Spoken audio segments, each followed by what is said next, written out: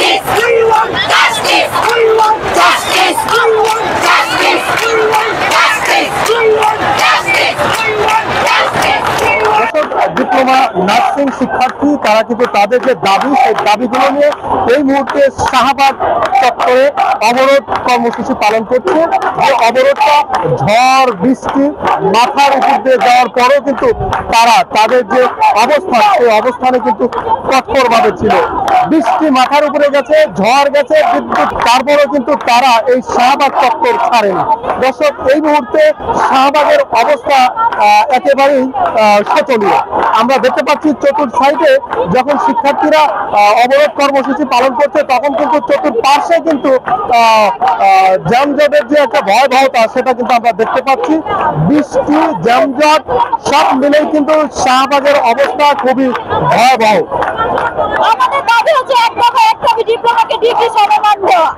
আমরা এসএসসি পরীক্ষা দেই, ভর্তি পরীক্ষায় বসি, ভর্তি পরীক্ষায় 40 পয়েন্ট না পেলে আমরা নার্সিং এ ভর্তি হতে পারি না। আমরা বিভিন্ন অ্যাডমিশন পরীক্ষা যেভাবে দেওয়া হয়, নার্সিং অ্যাডমিশন পরীক্ষা এভাবে দেওয়া হয়। তারপর 3 বছর কোর্স করে ইন্টার্ন করে 6 মাস, তারপর আমরা এসএসসি সমমান কিভাবে আমাদেরকে ডিগ্রি সমমান দেওয়া হোক। আমরা ডিগ্রি সমমান চাই। মানে এসএসসি পর আবার কি এসএসসি হয়? আপনারাই বলেন, এসএসসি পর তো এসএসসি হয় না।